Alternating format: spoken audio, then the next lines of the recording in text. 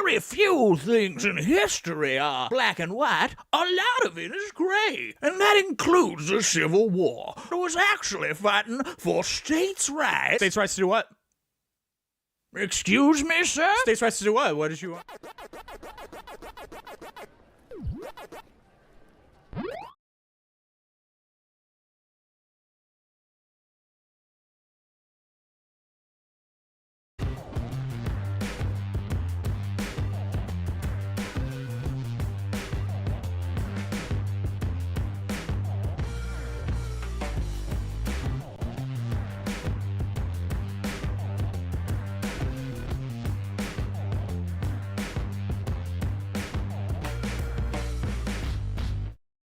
Welcome to WYCD Wicked. That stands for What You Can Do. Didn't quite make it through that first animation, huh? Okay. All right. It's Salty Saturday, and it's also Spaghetti Saturday. Good luck, Wireless Mike. I understand you make a hell of a sauce, and I envy those who are getting to eat it tonight. That sounds delicious. Man, that was a lengthy stream I was on Friday with the crew over at the True North Eager Beaver podcast. If you didn't see it, it's in our live replay. Check it out, and certainly check out the channel that they've got. Really, they're a great couple of fellas, and you will not be disappointed. Oh my word! But it's tiring, man. It is very tiring to do long streams. Don't know why that is, but it is. How's everybody doing? How y'all feeling today? We got a lot to talk about with GOP scumbaggery et al. A lot to be salty about. If you're not familiar with the themed days of the week, with the themed days of the week, Salty Saturday is just for kvetching, just for bitching about the news. I think that's healthy. And Zix with the very astute, these cartoons are so influenced by Lenny Bruce. After all these years, we still feel his effects. Yeah, I agree. I think so. Looks like Foxy does too. Lenny Bruce is fantastic, and yes, his influence is huge, and it's appreciated, man. I was thinking about Dr. Katz as well. Remember that show? It's on HBO and Comedy Central. Dr. Katz, professional therapist. Funny enough, H. John Benjamin, David Feldman, a lot of folks who are kicking around the lefty scene these days were young bucks on that show. Were guest stars. It's fun to watch over that and know that one day they're going to be real astute with politics. That's cool, man. Oh, God. Well, let's get into some salt. This one's a doozy.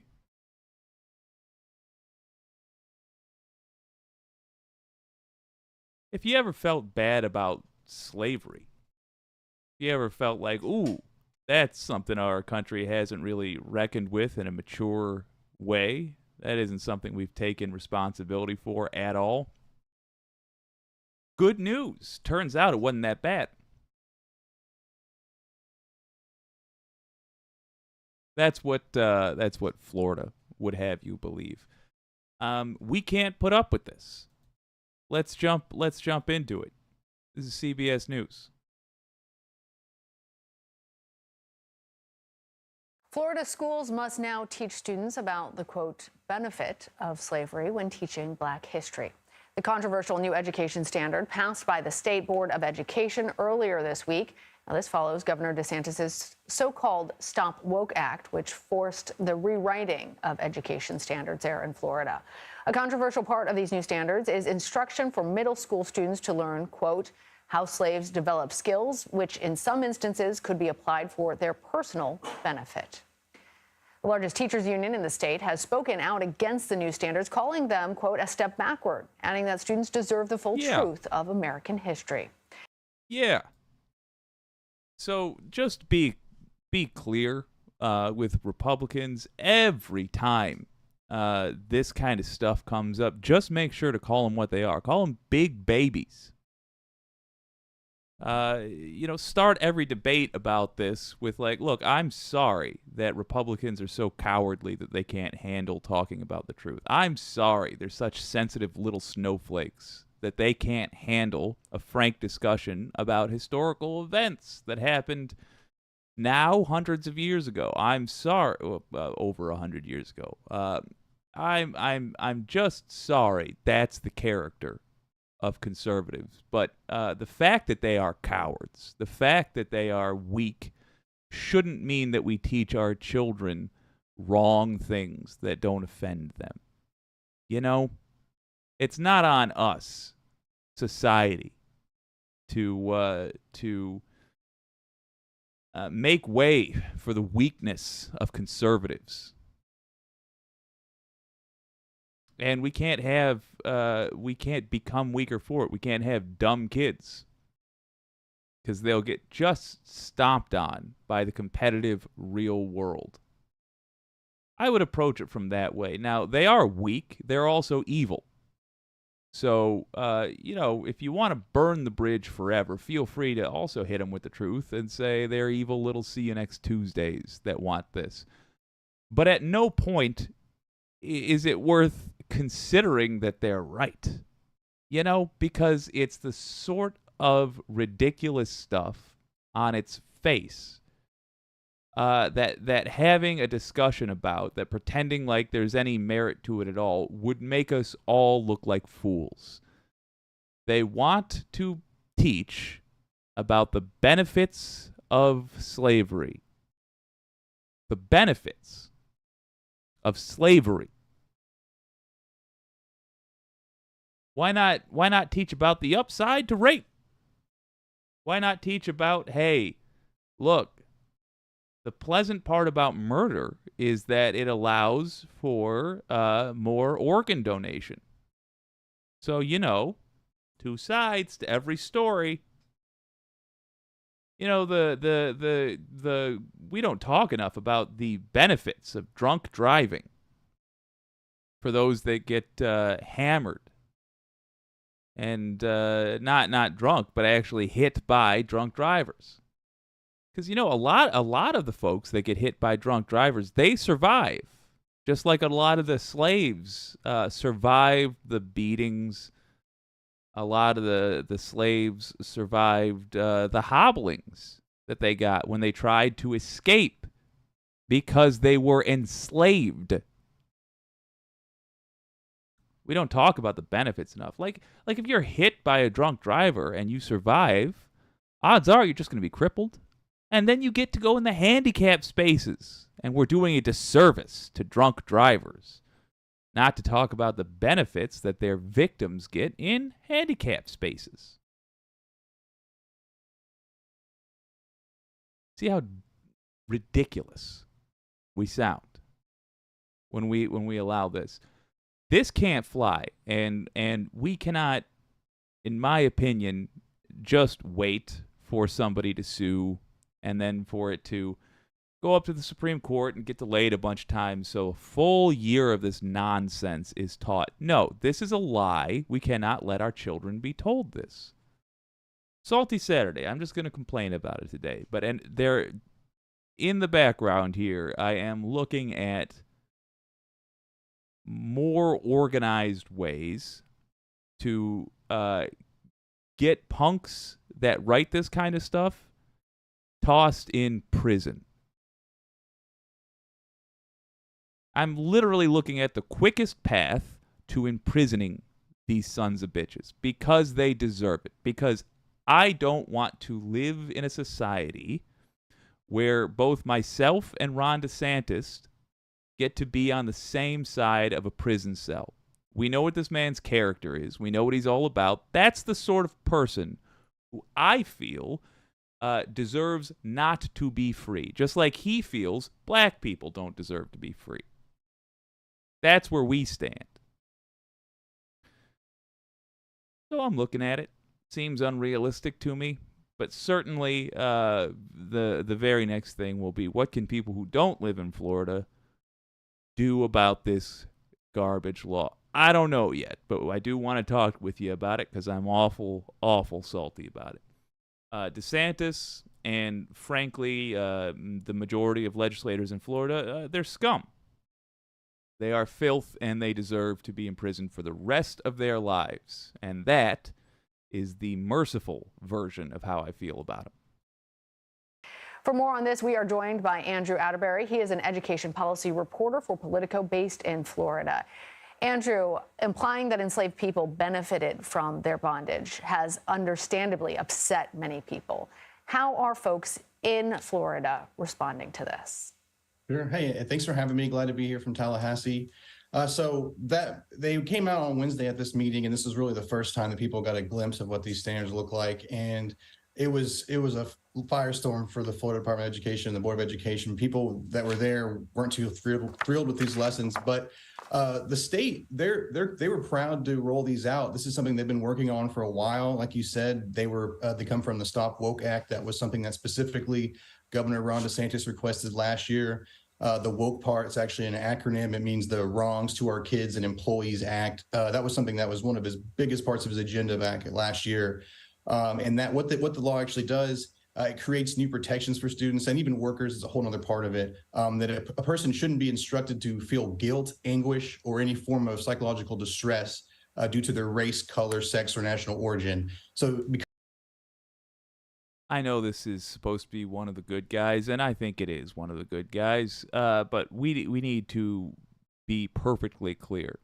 It's not protections. It does not give protections to anybody. It doesn't do that. What the Stop Woke Act does is allow people to attack teachers for telling the truth. That's what it does. I realize he's trying to sound clinical about it. Stop it. You're giving a bad impression. You're accepting their framing. Their framing is wrong. It doesn't protect anybody. Nobody was teaching, ever. Nobody was teaching that white people should feel bad about slavery. Nobody was suggesting that that the people alive now were responsible for it. Why? Because that is insane. That said, we absolutely have a responsibility to deal with its aftermath. And the fact that Republicans spend so much time trying to convince us now that we don't has made me confident that I'm right and we do. Also, the fact that every other person on earth acknowledges that that is the case. We have a responsibility to deal with its aftermath, and we have put it off for generations. And now we have people like DeSantis cackling in madness, trying their damnedest to get a good old-fashioned genocide going. I know that if there is such a thing as hell, he'll burn in it, and I'll see him there. But in the meantime, we should hasten his at least his career's arrival to that place. Because of that new law, they decided that they needed to change all of these the standards too. So they actually created a whole new carve out on Black history, which is why they were so proud of it. It was something that they thought went even deeper than their previous lessons. But whenever these were rolled out and you saw some of the framing of it, some people really took issue with it. Andrew, I should say that we reached out to the governor's office and they pointed us to a statement that was shared by the Board of Education. It reads in part, quote, Florida students deserve to learn how slaves took advantage of whatever circumstances they were in to benefit themselves and the community of African descendants. How does this differ from what has been taught in the state in the past? Well, when you look at the lessons, they really didn't have any specific carve-outs for Black history. So this is all. Hold on. Boy, that's some political spin. Talking about, oh, gotta know how black folks took advantage of the benefits of slavery. It's just a way for them to say, hey, look, we talked about slavery. And then some kid grew up in Florida, becomes a young adult, and they're surprised why black people are so mad about slavery. That place where they learned all those valuable skills. They end up having opinions like, well, it was a benefit for them. You see, they were taken out of Africa, which is a savage place run by savage people. And they were civilized by the white man. They learned valuable skills from the slavers, like how to treat whip scars, how to best treat a ruined foot after somebody takes, say, a sledgehammer to it because you tried to escape for your freedom. You know, they had a lot of friends that had that happen to them, and they learned how to treat these injuries. That's useful. They learned how to cook meals for white folks so they could go on to have illustrious careers serving white folks again. Now for a pittance, they have upgraded to a pittance in their lives. They wouldn't have that pittance if their ancestors hadn't been kidnapped from Africa, lived a life of misery and servitude, and brought here so they and all future generations could exist in their rightful place below white people. That's the opinion they're going to grow up with. Unless we actually do something and force this state to teach the truth. For a lot of this stuff is new things that they're introducing, which is why the state thinks this is good for them. We're going, hey, we're actually going deeper into some of this stuff. But when you look at, like you said, the way that some of these were worded, like the benefits of it, people said that was just absolutely not okay. I mean, you saw this getting issued. Like people were raising, like civil rights lawyer Benjamin Crump was talking about this. So this was getting a lot more attention than just Florida, which is probably not something that people expected, just from the way that it was rolled out. And as you and the statement that you mentioned earlier, the state is also taking aim at the teachers union, saying that a lot of this is their fault and that they're blowing up an issue that the state thinks really isn't a big deal.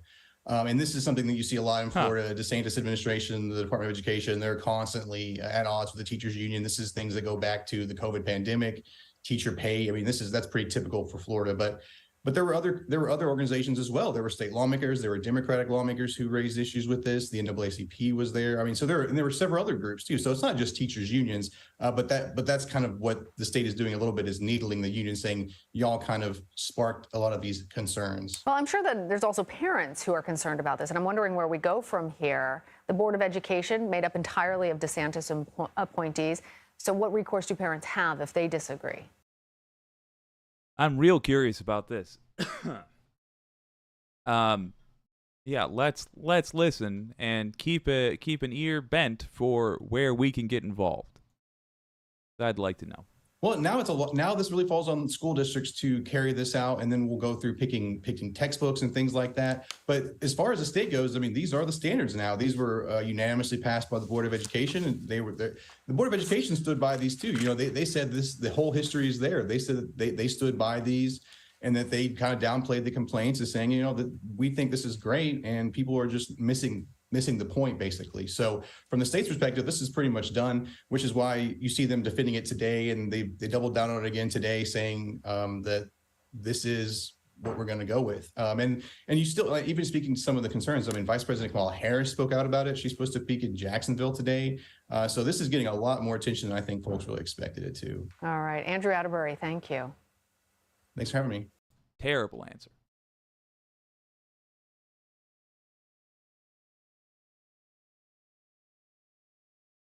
One of the hopes of this channel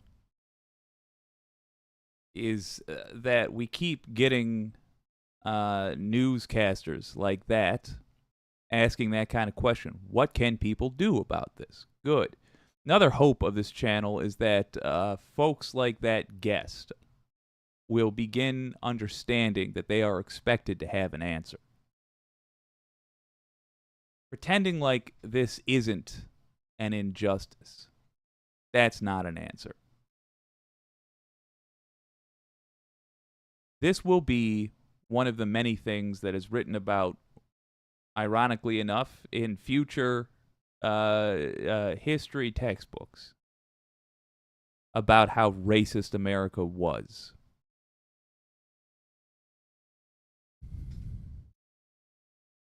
Obviously, if there are protests about this, join them. Join them. I'll be on the lookout. I suggest that we make this a nationwide thing. We hear about laboratories of autocracy. Well, let's acknowledge them as that and react to them as that. This does have national implications. Again, DeSantis is picking up the baton from Trump and just seeing how low America is willing to go. Well, we have to answer that question. The difficulty is, of course, I don't really know how yet. It's Salty Saturday. I'm trying to adhere to the spirit of it because I do think it's healthy. And not dwell too much about what are we gonna do. But here on this day, I do want to say the only answer that's unacceptable is to do nothing. Bare minimum, I'm going to find who we bother with emails and phone calls, because that's usually the best way to get things started. But folks, if y'all have suggestions or guests I can have on regarding this issue, let me know. Drop it in the comments or write me at whycdnetwork.com. Let me know. I'd like to talk to a professional organizer of some kind regarding this issue, because my question is, how can people who don't live in Florida help the decent folks of Florida who are currently being assaulted by this nonsense? Let me know. And by God, Ron DeSantis, may he be run out of the USA on a rail.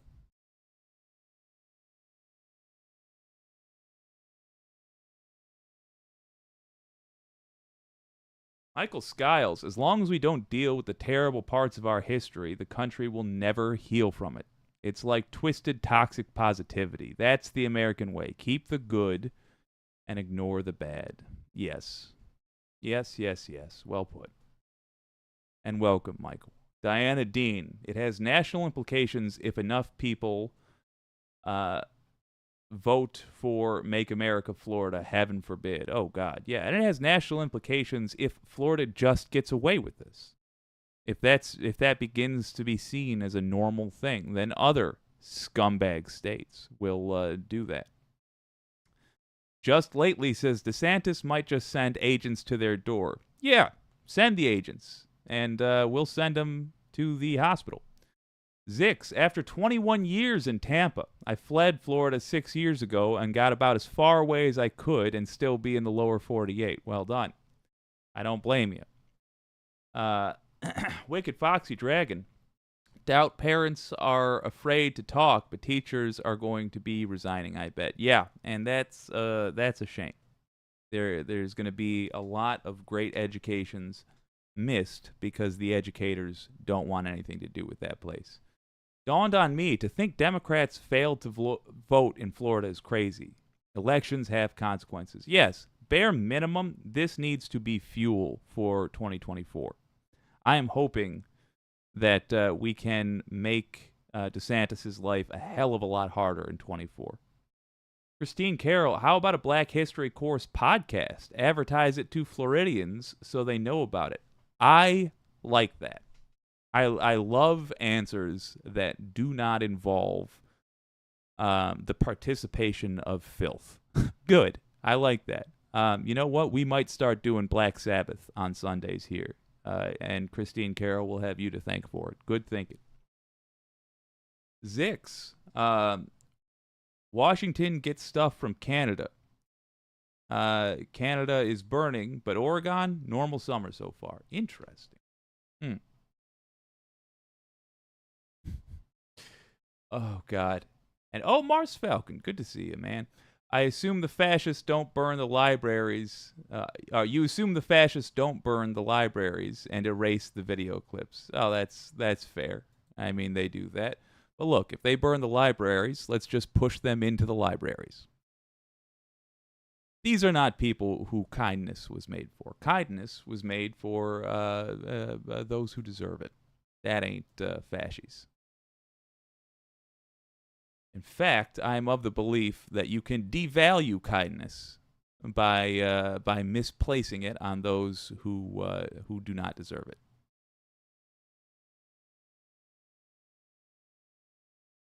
Let's do a palate cleanser, folks, because boy, I need it. Don't worry, this is a good one.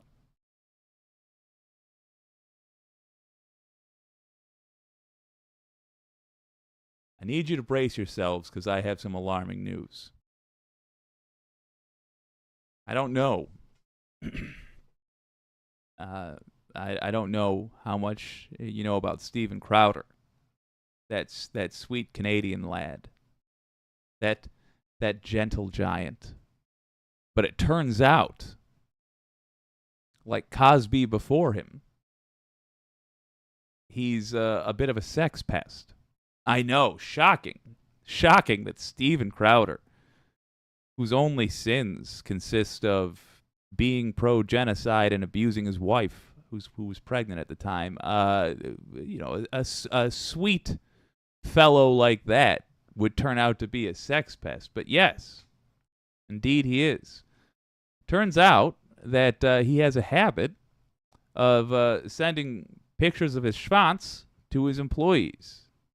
Now, you might be wondering, did this happen before or after Sam Cedar put him in the hospital because he scared him so bad when he showed up on Louder with Crowder for a surprise debate? And that, indeed, Cedar did put him in the hospital. But it was both. He apparently does this habitually. This is a regular thing. Let's have a look at Mediaite reporting on it.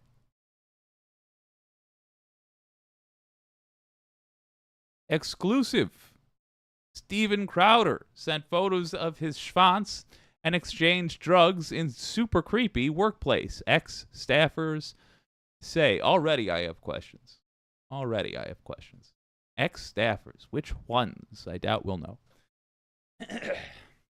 Because they don't, conservatives in the U.S. are a bunch of terrorists, and they don't want to have terrorists after him. But anyway, let's read the article. Steven Crowder has been a lightning rod for controversy since he launched his online show, Louder with Crowder. But behind the scenes, his bombastic behavior has taken center stage, with allegations of abusive behavior towards his estranged wife, Hillary, as well as claims of toxic workplace conduct by former employees. Now, the fallout from the, there goes, see what I'm talking about with the long podcast? It shreds the voice. Now, the fallout from the contentious divorce, as well as Crowder's alleged workplace misconduct, threatens to derail the enormously popular What the Hell's the Matter with You, America? Popular show that once landed its right-wing star with a $50 million offer from the Daily Wire, which he scorned. He made a big deal about how it wasn't enough. That's just a fun fact. He's a greedy little see you next Tuesday. I got to tell you, my hope is that Crowder cannot exist after he loses the fame. I'm quite sure that there is not going to be a Steven Crowder anything in 15 years. This is not, in my opinion, going to be like Rush Limbaugh, where it just goes on and on and on until cancer does us all a favor. I am fully of the belief that not that America is going to suddenly all wake up, but that it's just going to become embarrassing to be seen watching this stuff. And I think the fact that people start getting quieter about Crowder, and the fact that in order to preach this kind of evil, you have to be an evil person, and we live in an age where it's hard to keep secrets, case in point, or I should say case in point, I think it's going to go away. And when that happens, I hope that Steven Crowder can't handle it. Mediaite spoke with the 5 former show staffers and one source close to Crowder under the condition of anonymity due to fear of retaliation. Again, because conservatives are a bunch of terrorist scum who described a workplace rife with bullying, alarming and unpredictable behavior, as well as lewd and sexual workplace misconduct earlier this month. After repeated suspensions, Louder with Crowder decamped from YouTube, where it commanded a mighty audience of 5.8 million subscribers, to Rumble, a less regulated but much smaller alternative. Good little stick there. The show's audience has dwindled on Rumble. Ooh. To the point where his last 5 shows have averaged some 288,000 viewers. That's dwindled, huh? Far cry from the millions Crowder once saw per episode. Good. At least it's trending in the right direction. The show's viewership troubles follow years of alleged misconduct behind the scenes. Come on, now that's what I want to get to. One former Louder with Crowder employee told Media, I just realized I'm making fun of them for doing the same intro thoughts that I had, which is that hopefully this stuff is getting less popular. Anyway, one former Louder with Crowder employee told Mediaite that during his time on the show, he received unsolicited sexually graphic texts that included photos of Crowder's genitalia. Those texts and images were reviewed by Mediaite. In the moment, we dismissed it as sort of frat boy humor. In hindsight, it's super creepy and felt groomer-ish, the ex-employee said. Okay. We overuse the word groomer, and I was about to criticize them for that, but that might actually work here. It's not like you can only groom children. It's grooming, my understanding, is like over time prepping somebody for sexual abuse. It does seem like that's what they're saying Crowder was doing. So, all right, I withdraw the complaint that was on the tip of my tongue. But man, it's just now dawning on me that was it a male? Am I right about that? The show's viewership trouble. One former told me during his time on the show, he received unsolicited sexually graphic texts that included photos of Crowder's genitalia. I don't like bringing this up every time, but it's always a part of this. Why is it all these so many of these anti-gay folks wind up having at least gay tendencies? Is it? I mean, y'all know my theory. I do think for a lot of these folks, ranting about how much they hate the gays is a way for them to get to think about the gays and not feel bad. I do truly believe that a lot of these fellas who it seems to me like desperately don't want to be gay. I don't think it's purely a grift. I think they truly don't want to be gay. I think they would be less gay if they would just go have some gay sex. Get it out of your system. It's fine. You and a buddy have a handshake and a couple of beers out in the woods. Just get it out of your system, Steven Crowder. You'll feel so much better. Find a buddy who can keep a secret. And just go have a roll in the hay. It's fine. Nobody who matters cares. People like you care, but you don't matter aside from what harm you can do. No one serious, no one of value on earth cares if at one time in your life you had some gay sex. It's fine. It's not a big deal. It's forgettable. It's totally forgettable.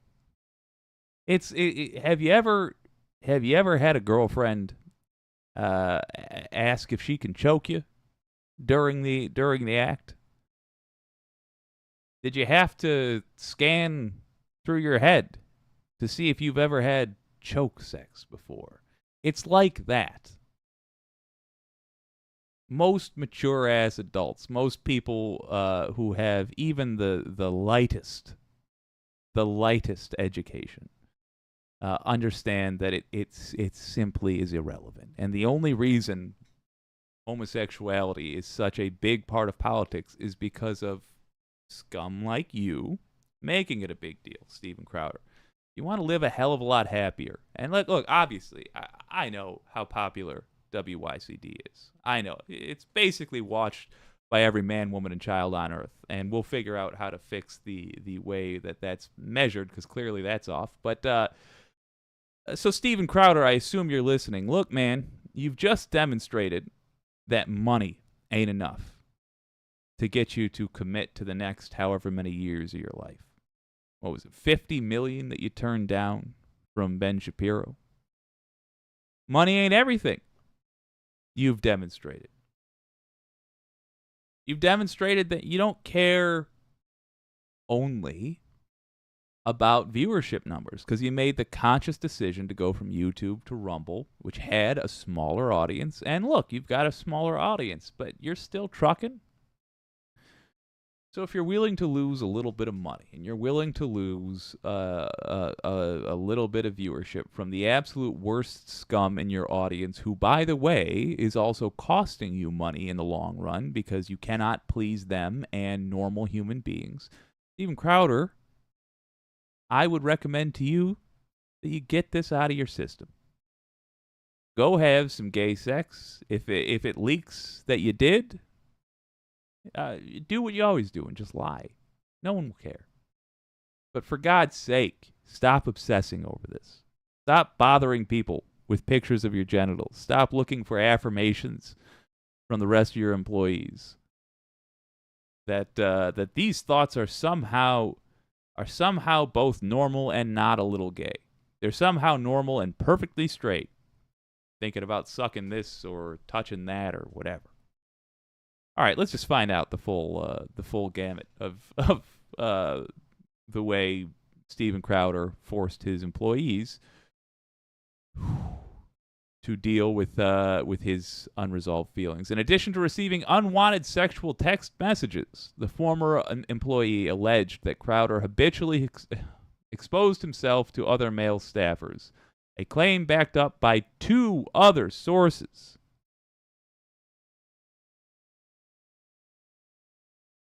In regards to exposing himself in general, to my knowledge, he only exposed himself to male staffers.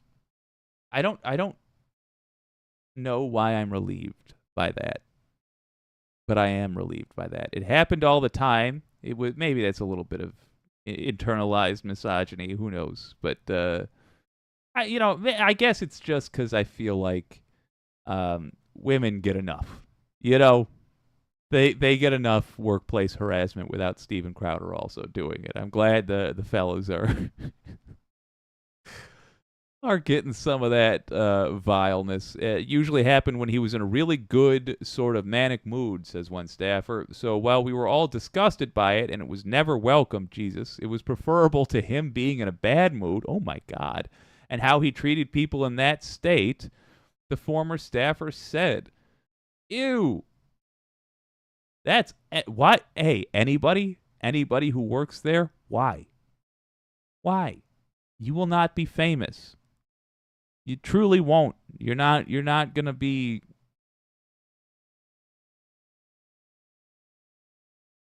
Louder with Crowder is not a jumping off point for a career.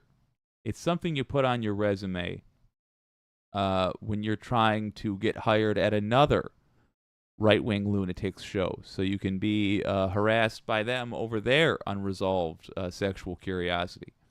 Steven never explained it. We never talked about it. It would just happen, and everyone would either throw out a fake, uncomfortable laugh or show clear disgust, which Steven interpreted as his reward for what he did, he continued. The more disgusted everyone seemed, the more pleasure he seemed to get from it. It's like he couldn't understand that we weren't in on his joke. Yeah, if this happened in a New York subway, he'd be arrested, for the record. In response to a request for a comment, Louder with Crowder CEO Gerald Morgan Jr. told Mediaite, while Louder with Crowder does not provide details on personal private medical matters, or Jesus Christ, or personal issues, it is important to note that many of these claims are missing context, clear misrepresentations, or outright falsehoods. You know what? That's fair enough. Because the other day, I was in the WYCD headquarters talking to my staff of thousands, and I whipped out the old schwanz, and I was like, "Hey, ladies, fellas, what are you thinking here? What do you think of this mole? Is that the same shape as it was last week when I did this and waggled it around for a while? I can't be the only one who's familiar with this mole, and I want to know if it's misshapen or if it's changing shape. You know, it's one of those things where I see it too often, and I'm not sure. What do you think, my staff, of the contours of my genitals?" And so I shouldn't be down on Crowder because, yeah, he's just doing that. You know, that's the context. Another source close to Crowder also said they witnessed him expose himself to male staff in the office, but chalked it up to childish behavior. That's interesting. Another source close to Crowder. Former staffer as well? I don't know how else you're close to Crowder. It's not his wife. She ain't close to him anymore. I have personally witnessed that on one occasion. They said. My personal theory is that he is a man-child and just thinks it's funny, like boys in middle school playing pranks on each other in the locker room. That to me seems to be his mentality. Could it be a power move? Possibly, they said. Very vague about the gender there. He does virtually nothing that a grown man should do for himself. Oh, God. Maybe it was his wife. Wash his own laundry, prepare his own food, buy his own groceries. Jesus Christ. Most of the time, someone else does all that for him. So he's like a man-child that needs to be taken care of, and his humor reflects that type of childish behavior. Good Christ. How does anybody listen to what this guy has to say about anything? It makes no sense. Another former employee said incidents of genital exposure in the workplace were so routine that they became almost unremarkable. The guys just talked about it amongst themselves, and I don't want to say it became normal, but it became less of a big deal. All right. All right. Oh, okay. The power dynamics at play, regardless, is another staffer. Of how friendly you are with the staff, there are power dynamics at play, regardless of how friendly you are with the staff. And also, just don't send your penis in a message. So gross. Yeah. A different ex-staffer said Crowder would often make uncomfortable comments during a men's-only Bible study he held in 2021. What? The staffer said Crowder frequently remarked that men used to be more physically intimate with each other. Okay, well, I see what they're talking about. And then would reference a passage from the Bible where Abraham's servant put his hand on Abraham's inner thigh to be closer to Abraham's descendants. ... His balls. Steven Crowder. And you get it. You get it. On and on this goes. It's that sort of stuff. Steven Crowder. Come here for a second. Let's talk.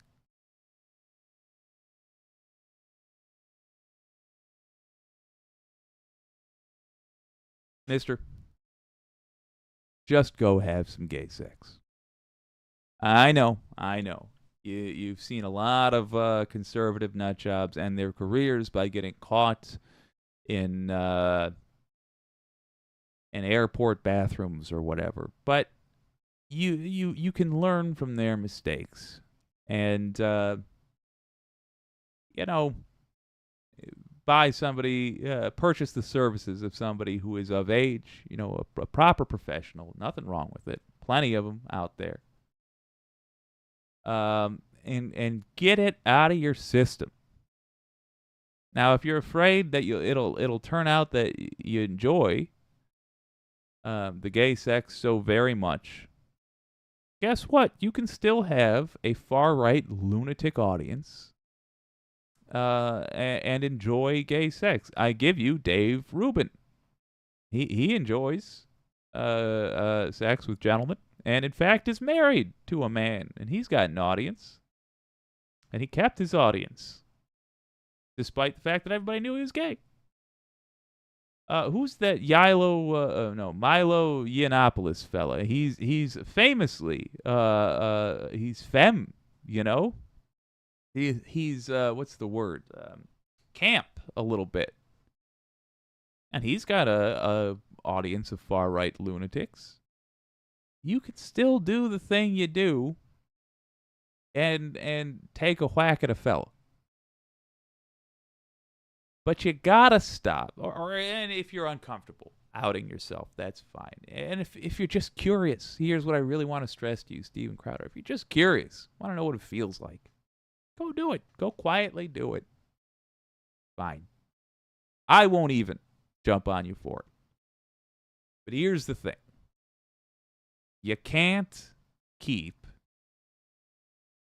ordering people as part of your job, as part of their job. You can't order people to help you deal with your unresolved sexual feelings, because that is not what they signed up for.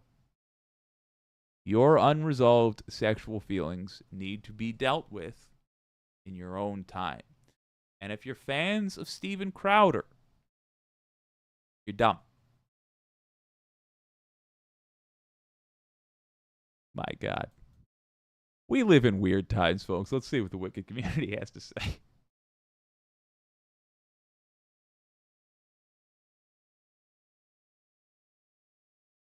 Paul Atkinson, hello. I'm still on vacation until July 31st. Is this Saturday? Yes, it is. Good to see you, Paul.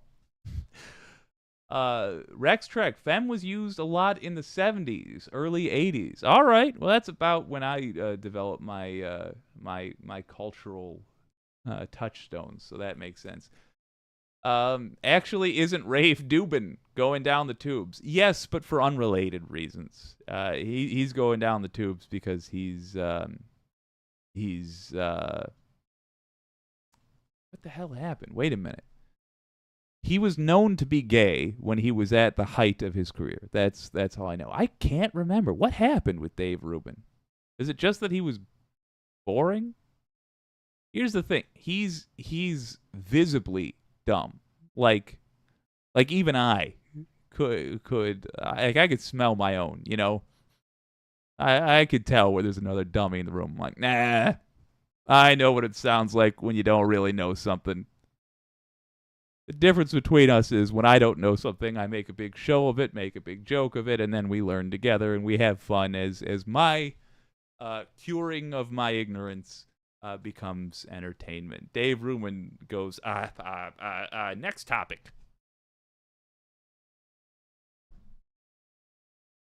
So I don't know what was the final straw. Wireless, Mars Falcon. You asked, what would Jesus do? Here, look at this thingy he put on me. That's what the man did. Stephen, Bible scholar.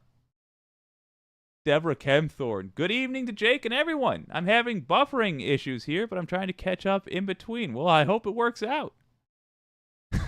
Rex Trek, they've been done groomed. Yeah, it seems like it. Wicked Foxy Dragon. I don't know of many kids that would send pics of their privates. Yeah, I don't know either. Pinkerbell, not gay Jared and his wife were BFFs, by the way? I didn't know that. I did not know that. Oh, God, I can't believe I'm going to look up this guy. Not gay Jared. I want to see if this guy is a little bit hot. Because that I will shamelessly speculate with absolutely no evidence. Yeah, he's a little bit hot. He's like twink hot. Oh man. So probably either Steven or his wife had an affair with not gay Jared. That's the only responsible conclusion I can draw. Because, I feel there's an obligation to irresponsibly bust this guy's chops and make wild accusations, because that is what his whole career has essentially been. Oh, God. Real quick, I don't even want to do a whole poll about this, but just to give me the basics. Give me your thoughts. Honestly, do you think it's immaturity with Steven Crowder? Like, it's literally just what that one person who I think was doing a bit of cover for them said, where they were like, oh, it's just his sense of humor? Or do you think it's unresolved homosexual feelings? Because truth be told, to my knowledge, at least at the time, I had no unresolved homosexual feelings. But when I was like 14, I went through my mooning phase. I went through a phase where I thought it was very, very funny. Okay, when I was 14 through 36, I went through a phase where I thought it was very funny to expose my hams to folks. I stopped doing it at 14. But I could see how you go to the other side and suddenly you're showing people your schwanz. It's possible. But boy, that Abraham thing, that makes me think it is some unresolved sexual curiosity not being dealt with. I don't know. Tell me what you think. Oh, we got a flood of no's. Jake, knowing the terminology. Rex Trek, no, it's overcompensation for being in the closet. Pinkerbell, I think immaturity is the cover for deeper things. Yeah. Oh, wireless mic, interesting. Both, and a side of liking to force himself on people. I think that's it exactly. Paul Atkinson, love of the 14 to 36 bit. LB things, stuff, and more. What time do you live stream? I stream at 9 p.m. normally. And you might have noticed this stream started at 9:30 p.m. because I said normally, not reliably. 9 p.m. Monday through Saturday, normally. Deborah Kempthorne, glad to see you too. Mike, Foxy, and Jake, all of you. This is a perfect spot to be on a Saturday night. Interesting discussion, loving it. Delighted. LB things, stuff, and more. Sorry I missed the question. Not sorry. We're just speculating about Steven Crowder. And what unacceptable reason did he choose to expose his genitals to his staff. There really is no right answer. There's no, unless they were habitually on fire, and he was in desperate need of somebody putting them out. Even then, happens more than once. You can't say it's an accident. All right, we got something, a suggestion here from Wicked Foxy Dragon that I want to be salty about, or just petty about, I guess. You know, it's easy to forget all the trouble Trump is in legally. If I'm being honest with you, the thing I mostly cared about has already happened. It would have, appears to be happening. Trump needs to be imprisoned for his for the coup he tried. Well, it looks like Jack Smith is chasing after that. Good. All the other court cases, I mean, I cared about for the sake of justice, but really, the most interesting part of that to me was whether or not, like, as a test case, to see if the Department of Justice was willing to treat Trump like we say we are going to treat former leaders. Hold him to account. And I was excited about those all along the way, leading up to the J6 oncoming indictment. Well, it looks like it is finally here. Good. For that reason, I largely missed this one. But Wicked Foxy Dragon pointed out, oh boy, oh, he's in more trouble. And here's Christo, I don't know how to say that guy's last name, Avalis? Anyway, a fun YouTuber who's breaking down a new Trump legal development that kind of went under the radar. By the way, Trump legal developments, expect a lot of those on Saturday from now on, because most of them are in court, which means we don't have to do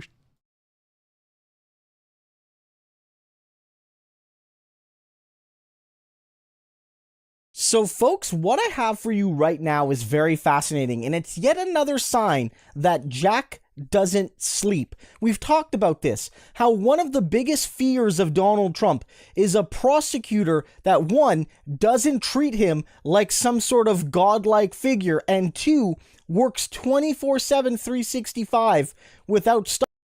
Oh my God, can we just take a moment? This is one of the few guys that can pull off mutton chops. That's a rarity, and my compliments, sir. Stopping to take him down.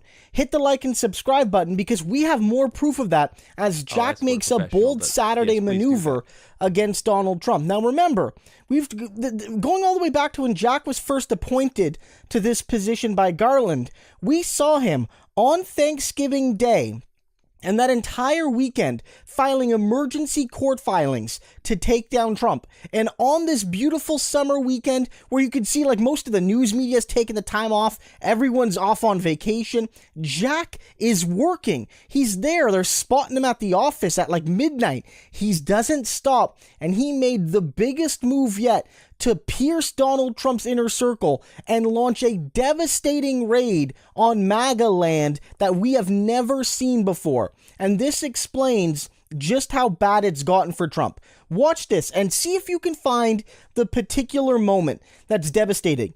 Write it on a notepad, write it in the comments. I think it's part of a collaborative process. So don't click away, write that down, and we'll be back to break it down. The New York Times is reporting tonight that prosecutors have asked questions about boxes of documents being moved not only at Mar-a-Lago, but also at other Trump-owned properties in Florida, including the Trump National Doral Golf Club, which is near Miami, and the Trump National Golf Club in Jupiter, also in Florida. That is according to a person familiar with the matter. That would seem to be some real news here as far as the special counsel's classified documents investigation is concerned. It means that it might not just be the storage rooms and the bathrooms and the ballrooms at Mar-a-Lago with all the boxes of wrongfully retained government documents. There might be more stuff squirreled away at Doral and Jupiter, or at least prosecutors are asking about that, which is wow. Jack Smith and his team are on this. Now, we had an inkling that there might be more to the special counsel's probe down in Florida because late last month, the New York Times also, again, reported that Jack Smith's federal grand jury in Miami was still investigating. Okay, couple of things. And apologies, Foxy. We're not going to watch the whole clip just because I'm a jealous bitch. I want to be on the screen.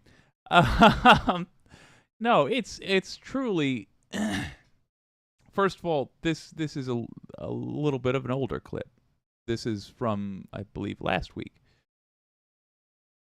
Utterly, and for great reasons, got washed away. With this development, with all the other Trump news. But look, according to the allegations that the government has levied against Trump, or leveled against Trump, he tried to hide documents.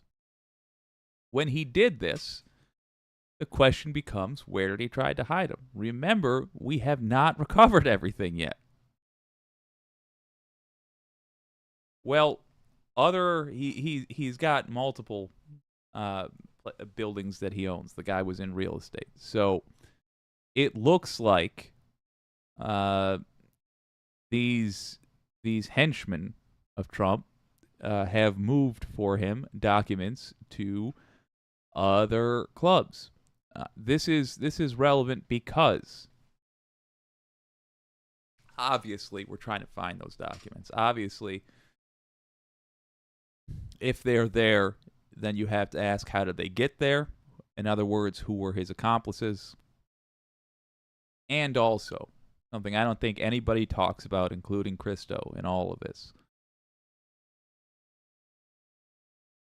Who else was at those clubs?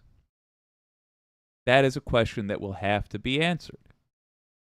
What foreign leaders went to those clubs, went to those buildings where these documents will eventually be found?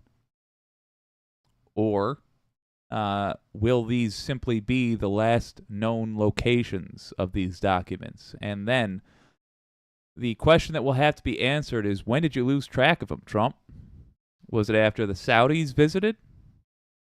Was it after the Chinese visited? Was it after the Ruskies? When did you lose them? Who's got them? Now, I'm of the, it won't surprise you here, I'm of the Sam Cedar belief, where I don't think that Trump was necessarily trying to sell the documents themselves to other foreign leaders. He might have sold copies, sure, but he might have just given them away as presents. He's that dumb and corrupt. But I said this early, I'm going to repeat it now. I do believe part of the reason he's become so obstinate is that he is unable to return the documents. It would not surprise me in the least if somebody snatched them from his very low security buildings. For a proper spy, stealing these documents from a Trump property would be like tutorial level stuff. This would be in a video game. This would be how you learn the controls. I don't have to mind this. This would be how you learn the controls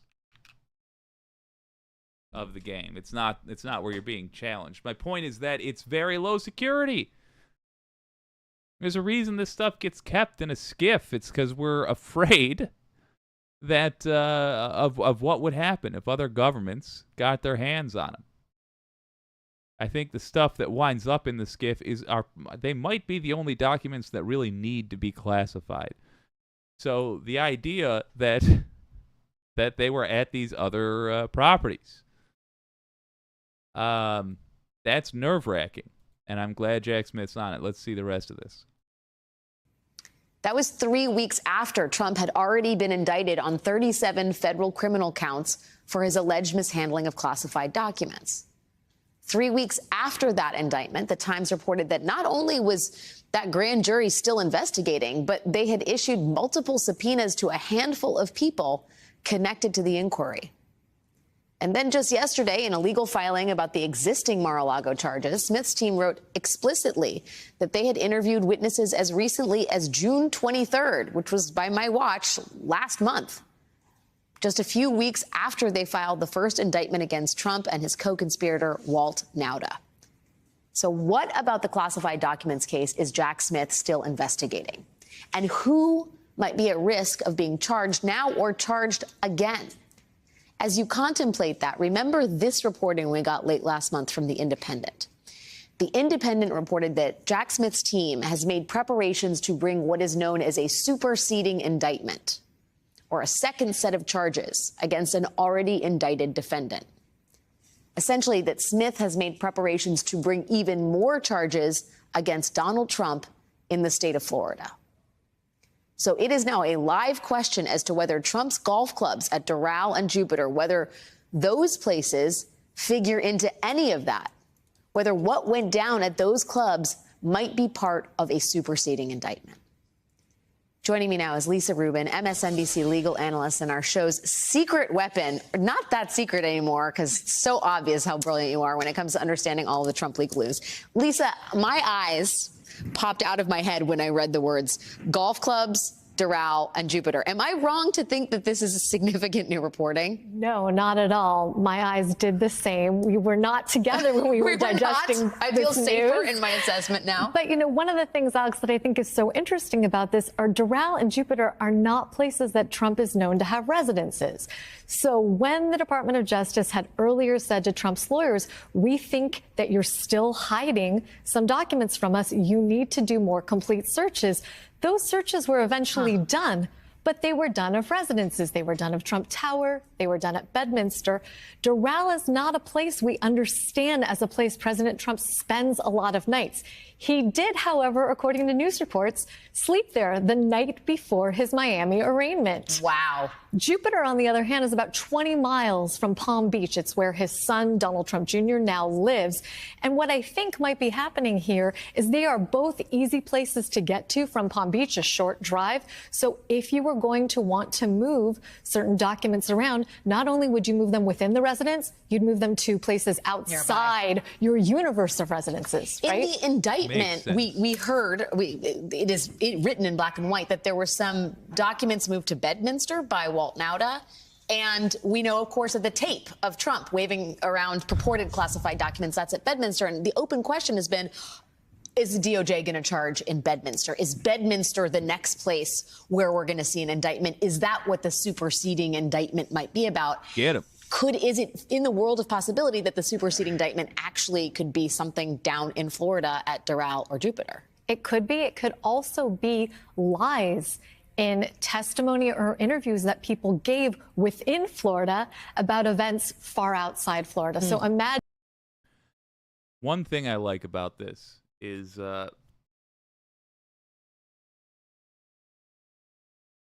there's going to be a lot of folks that have sided with Trump who will now have to reconsider, because their universe of lies will not hold up when this investigation expands out. This is all credit to Jack Smith. Truly. This is a great investigation. I'm glad he used the superseding indictments. That was a smart move. That was the wicked recommendation from the get, as in, I don't think I use such advanced legal terms, but yeah, the idea, you don't need to wait to have every single I dotted and T crossed in this person's crime spree. You can start charging the crimes that you know happened already and continue charging as you discover more. If it doesn't change the initial crime, let me put it like this. If you have CCTV footage of a guy shooting another person in the head, and you suspect they did that on the way to a bank robbery, and you also suspect that they were the person driving the getaway car from the bank robbery when they ran over a series of parking meters on the other side of town, trying to get out of town. And you're still working on proving that they were the person in the ski mask in the bank robbery and they were the person in the driver's seat still wearing that ski mask on the other side of town. But you have no doubts about that first thing, the shooting. You can charge the shooting. You can say, there they are on camera. The gun used was registered to them. We recovered that gun. It's also part of an investigation towards events that happened later in the day, shortly after this. But we're charging this guy with murder to start. And we will get to the bank robbery and then, yes, to the reckless driving if we choose to go that far. That's even necessary. That's what Jack Smith is doing. Look, we asked you for the documents, you didn't return them, then you tried to hide them from us. That's a crime. Oh, look, you might have also tried to hide them from us over here. Great. He's charging the stuff he knows he can prove to start. He's still investigating the rest. Good man. Good man. Let it keep going. Imagine, if you will, that in interviews or, again, grand jury testimony, folks said, no, I never moved a box from Mar-a-Lago to Doral. No, I had nothing to do with the movement of boxes to Jupiter. No, I had no reason to believe boxes were moved to Bedminster. All of those things, if DOJ can prove otherwise, could be the basis of false statement charges. There's already one false statement charge in the existing indictment against Walt Nauta. There could be more to come. The other reason I want to talk about Doral is because if you are a golf fan, then you know that the Saudi golf organization Live Golf is hosting big tournaments at Doral. And I believe that one of these Doral tournaments from Live Golf, the Saudi-backed professional golf venture, took place in the fall of... Pinkerbell, welcome to the Friends of Doris. Thank you for being a member. We appreciate you.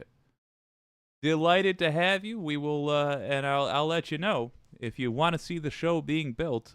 Members they have access to the document that I use to put together the show. You can leave comments, you can leave suggestions, and you can see sometimes the rants I write out and see if I chicken out if I don't have the guts to go through with them. 2022, which is in and around the time frame that that Mar-a-Lago is being searched, documents are being moved. Am I wrong to be curious about, we know also, a key point here, the New York Times reported earlier this year that one of the previously unreported subpoenas to the Trump Organization sought records pertaining to Mr. Trump's dealings with a Saudi-backed professional golf venture known as Live Golf, which is holding tournaments at some of Mr. Trump's golf resorts. So prosecutors are interested in the relationship between Trump and the Saudi-backed golf organization. There may be documents at Doral, and the Saudi-backed golf organization is having events at Doral. I'm connecting dots. Should I not be? It's not clear, I think, at this point. One thing that I think is clear, though, is that the president's properties are historically insecure. We know from history that Mar-a-Lago has been infiltrated by lots of people, everyone from normal club members to folks just randomly having dinner to folks who have been caught on the property with no business there at all. Certainly. Chinese national caught with a thumb drive that had a rather suspicious computer virus on it. Yeah, her phrase was perfect for it. We're going to come back to something in a second. But yeah, perfect phrase from this gal. Historically unsecure. I like that.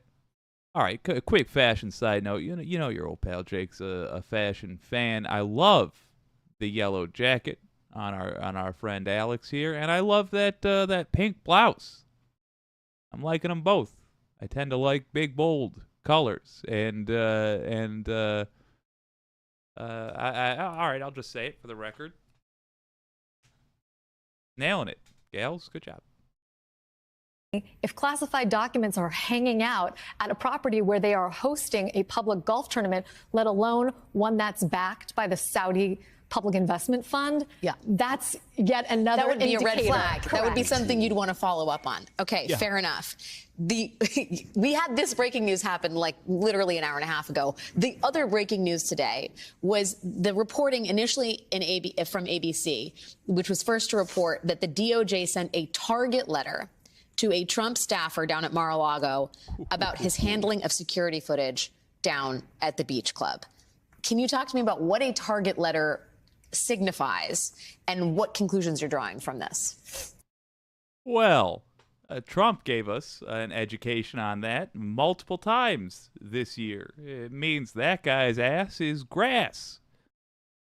Unless, of course, he chooses to tell the truth about what his boss did. Target letter is as close to a warning or indicator as it gets before an indictment. Your reaction to this news about a target letter to another employee, how significant is that? Great cut from Christo. Let's just let this one piece play for a second. Well, it could be very significant if they're able to obtain this person's cooperation. But the reality is Jack Smith already has very strong evidence on obstruction of justice. An additional witness who could testify directly to what they did, why they did it, at whose order they did it, would be icing on the cake. Not essential, but prosecutors never mind redundancy. And so this is something that would signify the case has become even stronger, but also that Jack Smith is deeply committed to making sure that anyone. And we get it. Look, the point is other Trump properties are now under scrutiny for, obvious reasons. Because of course, Trump was hiding documents. He was shifting them around. There is nothing to say that he would have kept them all at Mar-a-Lago. No, I think we ranted about this earlier. Of course, every Trump property, top to bottom, should be searched. Local law enforcement should need to be called in because we are doing such a massive effort. These places should be shut down. All Trump-owned properties just shut down until we can establish that they are not national security concerns. Is it going to hamper his business? Yeah, I don't give a damn. Not our fault. That won't happen. That would have only happened if Trump was either not rich or if he was a liberal. If he was left-leaning. Then that he would have been treated appropriately. But that's okay. That's not okay, but I'll take it, I guess. Because there's no way Trump survives this. The law is ignored in the benefit of Republicans as part of an unspoken agreement. It's not a conspiracy. There's no direct conspiring to my knowledge. The agreement is just this. We, the Department of Justice, will let you get away with anything as long as you don't embarrass us. It's the upper class. It's the agreement that they all hold as well. You can act like a GD barbarian as long as you don't embarrass the rest of us. You can do all the drugs. You can have all the sex we say other folks are not supposed to have. You can drive recklessly, yada, yada, yada, as long as you don't embarrass us. Trump is embarrassing. He has no ability to be subtle. He has no ability to make copies of the documents he wants to steal and just return the originals. He doesn't have the ability to play the game. And so his legal end is coming. Oh yeah, and there's that coup he tried. Because as we learned from the E. Jean Carroll case, he doesn't handle rejection very well. Well, great news. Jack Smith isn't putting up with it. One day, I will bestow upon Jack Smith the greatest honor I know how to bestow, and that is, of course, the firm handshake. Good man and great suggestion. The whole clip is interesting. The link is in the description. It's Christo Avalis. I recommend checking them out. Fantastic streamer. Pretty darn good mutton chops.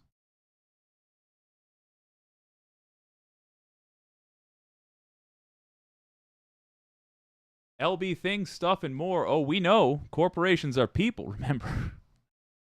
LV things and stuff saying, nah, he's finished, and so are his enablers. Good. Mars Falcon. So Rose frequents a website that explicitly states to be leading them down the wrong path? See, I'm very confused because Rose said nothing at all, just rapid fire. I don't know. Oh, Modema Rose, that's who you're talking about. Your projection of any meaning behind the analogy of the garden path is mere. I don't follow all that stuff. Let's look up a little bit. Diana Dean, I think insecure is more of a personality trait. Unsecured means it hasn't been secured. Just my thoughts. Daughter of a grammar Nazi. I appreciate it. Yes, he is insecure. But yes, unsecured is what was going on with the documents. Mars Falcon, counter intel is when drugs and the Trump name are used near each other. Checkmate reality. Wireless Mike talking about a troll. I refuse to engage. Wise person. Oof, mercy me. And Ad Sayer too. I don't S-Ayer? I don't follow. But I'm sleepy. Thank you all for joining me on this Salty Saturday. I had a blast hanging out with you. We're back on Monday at 9 p.m. I hope you'll join me there. Paul Atkinson, thanks for swinging by the stream. Good to see you, man. And I hope your vacation is going lovely. You have certainly earned it. You've been working hard, man. This has been WYCD Wicked. That stands for What You Can Do. My name's Jake. I'll see you next time.